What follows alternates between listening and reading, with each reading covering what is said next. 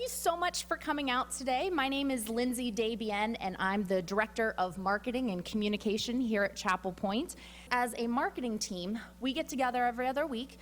We actually pray for, we each bring a name of someone who we've talked to that week, and we pray for that person by name. And then we start talking about what do we need to do for the future.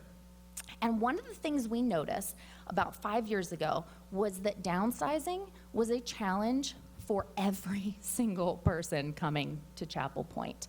So we started looking at how can we help with that challenge. And what we came up with was we didn't have the resources for that. We can help you move to Chapel Point, but we're not going to be your experts in downsizing. But there are people who are experts in downsizing. And we knew that if we could partner with someone, we could offer that service to the people moving to Chapel Point. So now, anyone who moves to independent living at Chapel Point, we offer for them to have 20 hours of free downsizing services through Amy and Jan at Dwell Happy. And that is something that they can talk about a little bit more about what that looks like. That's hands-on help that they are offering to each person who comes here. And if you live too far away for them to come to your house, they can help on the back end once you get here to get a little bit organized too, because they're great at organizing as well. And the reason we chose specifically to work with Amy and Jan and at Dwell Happy is because we knew that they would love the people that they're working with as much as we would love them. And we knew that they had hearts that would be compassionate and empathetic, maybe a little tough sometimes when you need to part with something that you don't want to part with, but we knew that they would do that in a caring and loving way. So we're really grateful that Jan and Amy from Dwell Happy are willing to partner with us here at Chapel Point to provide this service to all of you when you decide to, or if you decide to move in. And then we're really thankful that they're willing to come today and share some of their expertise so that you can get a jump start on this and not have it be such a challenge in the future. So without further ado, I know that you all came here to hear Amy and Jan and not me, so I'm going to hand it over to Dwell Happy.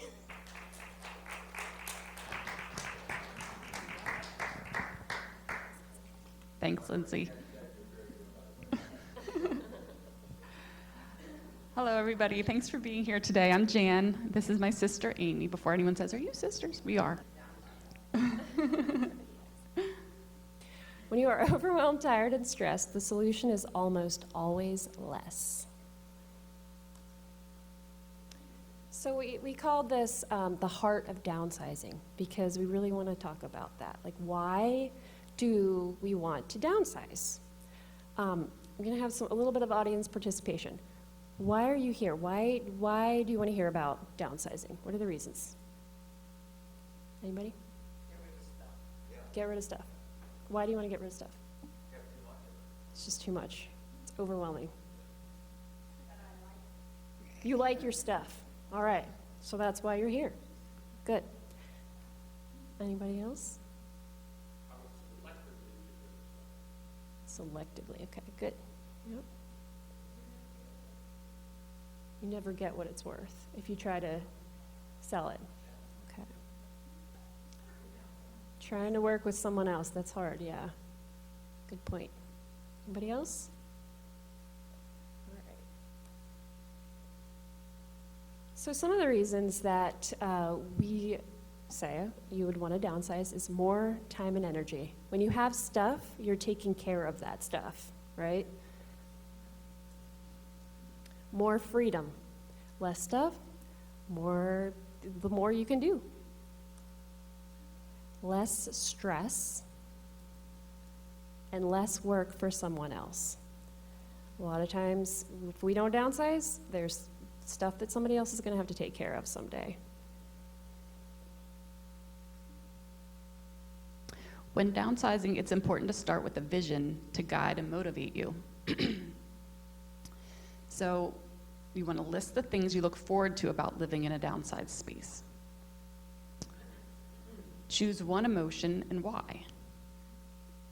excitement, kindness, peace, joy, calm, happiness, love. I'm sure you could think of others. And how would you spend a completely free day? So when you make a vision, you want to take the time to imagine your life after you downsize. That's an important part of the process, because if you can see where you're going to be in the future, you can make those decisions maybe a little easier. So when you imagine, I want you to you can think about it, or you can journal, write it down, write a narrative of an ideal normal day. What do you want your normal average day to look like? What would your routines be from morning till bedtime? How would your home support these daily functions with ease? So what are the things in your house that, you would really like to have to make your life better and easier? Which activities would you include that would energize and restore you? So say you really like to do puzzles, right? I like to puzzle. And you're like, I'd love to have a table that's out all the time that I can work on my puzzles. Well, that's something that you need to think about, okay? When I downsize, when I move, I need a little corner that I have my puzzles out. And what are the things that I might have to get rid of, just part with, so that I can make that happen?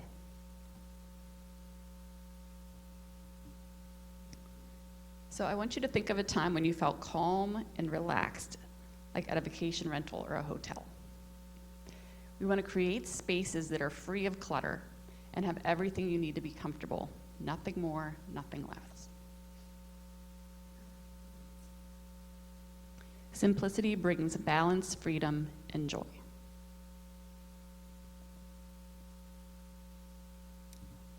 All right, so I'm going to tell you about how I typically would organize back in the day, several years ago, before we were organizers.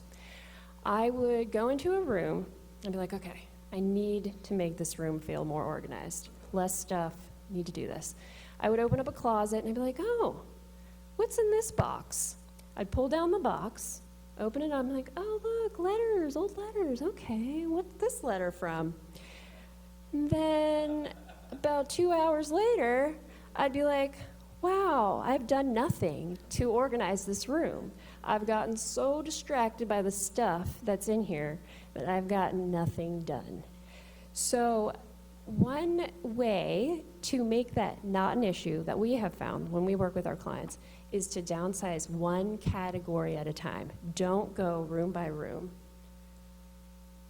So the reason why we say this is that there are things which come in categories that are scattered throughout your house. You have different categories in each room. We want you to take inventory by category. Eliminate the shuffling of the items around the house that occurs when you're organizing and downsizing. We also go by order. So there's a certain order that we go that kind of helps you build that muscle. So you don't want to immediately downsize your sentimental things, right? That wouldn't work. You'd want to keep everything. So with this, we start with clothes. We go to books, then papers, and you kind of just build this muscle of, I can do this, I can do this. With each category, the sentimental things go to the side. We do that at the end, because that's really the hardest part. And doing it this way really does help you to stay focused and motivated. You'll keep going. If you try doing the hard stuff first, you're gonna be like, nope, can't do this, I'm done. I don't want to downsize anymore. We're gonna live in this big house forever. And you'll also spend less money on organizing supplies if you do it this way, because you'll have less to organize. Like Amy said, we believe the best way to simplify and organize by category is to do it in a specific order. So we're going to touch on that again. Clothes, books, papers, miscellaneous, and finally sentimental. We start with clothes, books, and papers because they are typically the largest categories, and curating them makes a big impact. Having a curated wardrobe feels so good when you get dressed each morning that it inspires you to keep going. Can you imagine having everything in your wardrobe be something that you like to wear and fits? Can anyone say they do? The last category is sentimental items. These can be found in any category, like Amy said. Instead of letting them distract us or slow us down, we set them aside for the very end. At this point, your muscles of discernment are quite strong. When you address the items, you might wonder, why did I keep this in the first place? But the true keepers will be displayed and used rather than being stored away, like grandma's teapot or something like that. In this way, you'll surround yourself with the things that bring you joy each day. When you simplify each category, you keep what you need and love. That is it. You don't keep stuff that you don't need and love. Those are the two categories, right? Why would you keep it if you don't need it and you don't love it, right? So I'll give you an example. So here we worked with somebody on gathering their papers so that it wasn't super organized. We just put in a pile. Here's all your papers. We're going to go through all of them.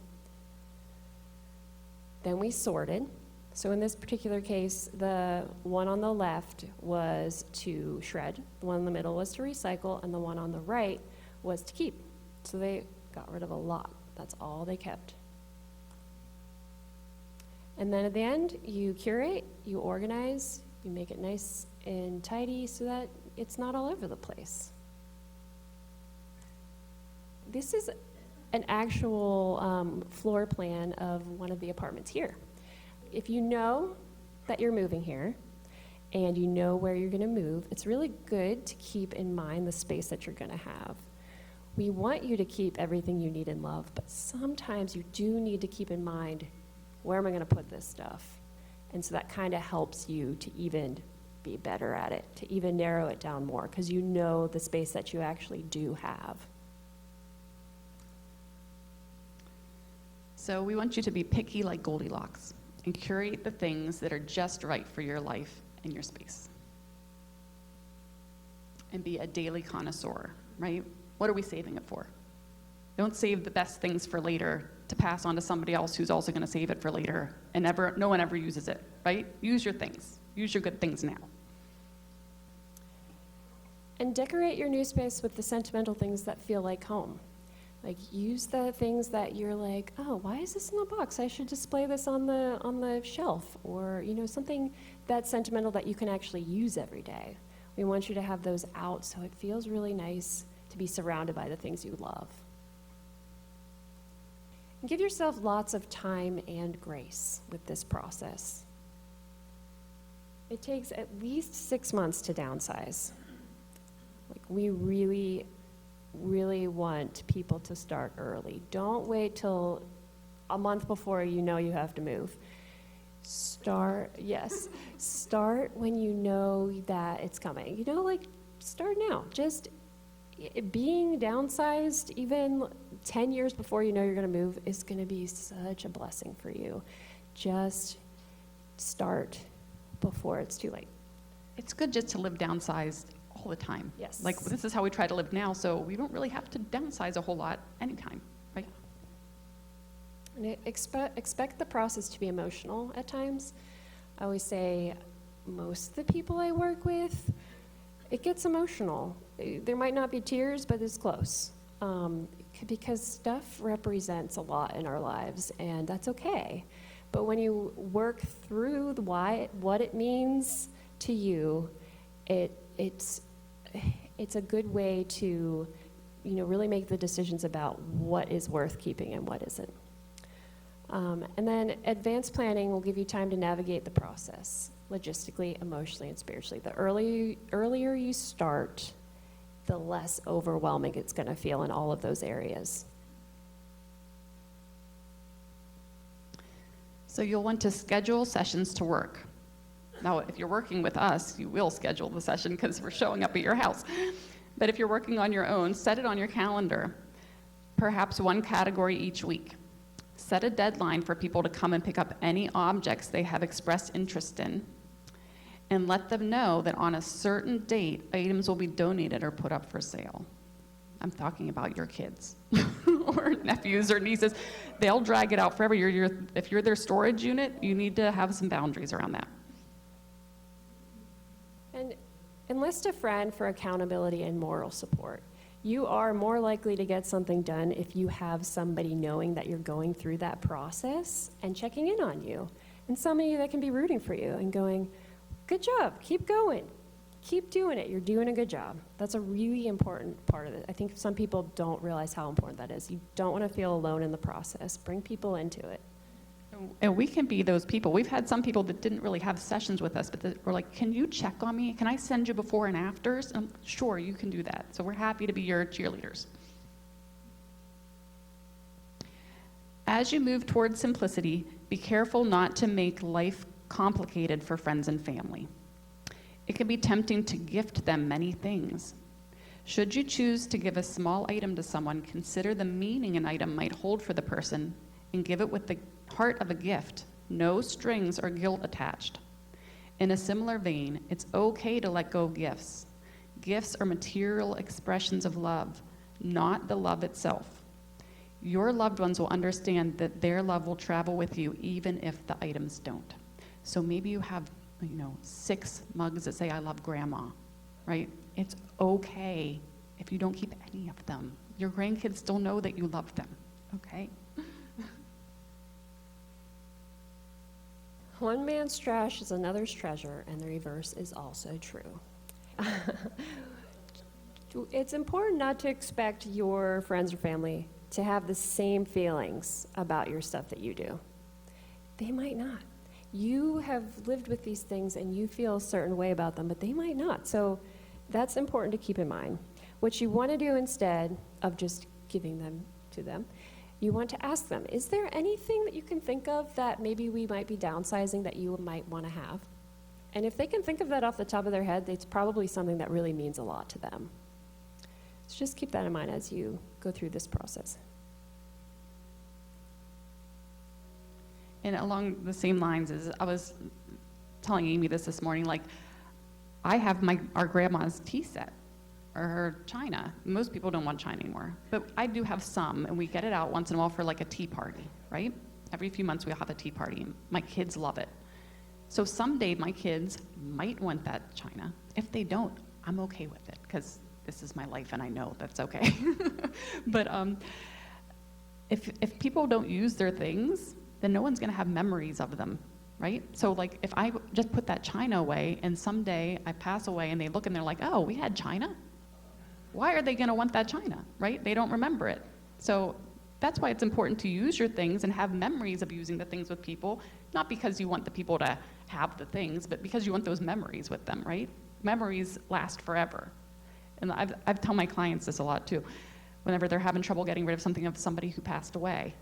Like our dad died 12 years ago. I don't have anything that's his, but he's in here, right? Like I don't need his stuff to have him in here. I remember him, okay? So if that's something that's hard for you in a struggle, and some of those sentimental things might be like that, just remember the memories are in you, they're not in the things.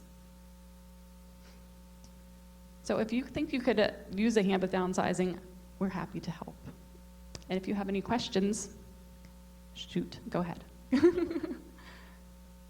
Oh, and I know this question always comes up. People are like, well, what are all the places that you can take things? Or who comes with a truck? Lindsay and Chapel Point have made a handout that's at the back table there that will have a list of resources for you. Oh, there's Lindsay. She'll hold them up. So we don't get into a whole list of people saying, you could go here, you could go there, because we want more questions than just where the places are. So if you have any other questions regarding downsizing, fire away.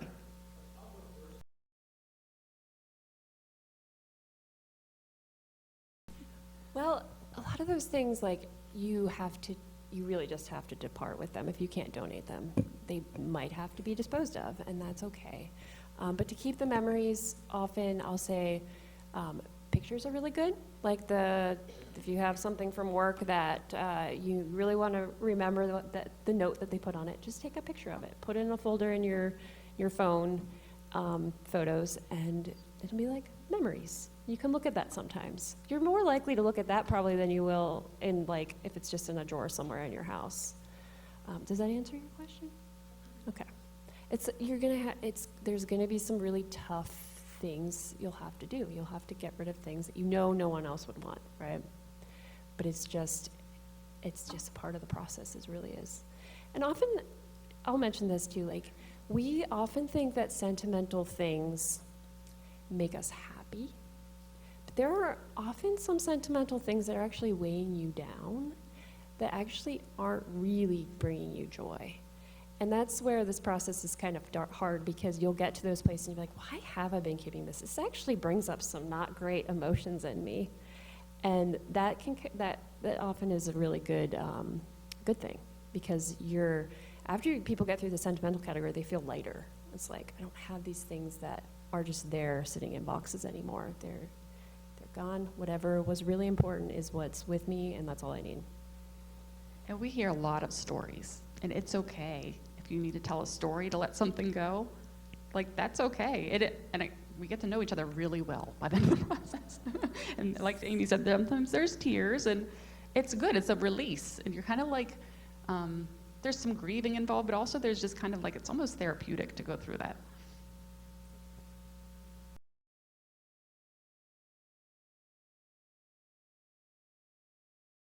That can be a hard one. We have people sometimes contact us, they want us to work with their parents. I say, well, it's got to be their idea, right? So that's kind of like a be the change kind of thing. And that's even within relationships, we'll have one person says, well, it's not my issue, it's my husband's issue, or vice versa, right? How do I get them? I say, you need to take care of your side of the street, right? You never do other people's things. That's very important. Never declutter for somebody else. That's not your stuff. Because there's trust issues there. You do your own side. And like the wardrobe's a good example, because a lot of times if you're sharing a closet or just sharing a bedroom, you do your side, and then the spouse will come in and go, oh, wow, that looks really nice. What did you do? You have so much space. And then it kind of like, and then you seem lighter and happier, and they're like, maybe I should try that. And then it's kind of catching. They want what you have. So if you live a certain way and they see that it's working for you and you're happy, and you can, talk, if they ask what's different about you, you can mention it, but don't force it down anyone's throat, because it really has to be, because we don't want to work with those people. It's like pulling teeth, and it's not good for our mental health to be to be working with someone who doesn't want us there.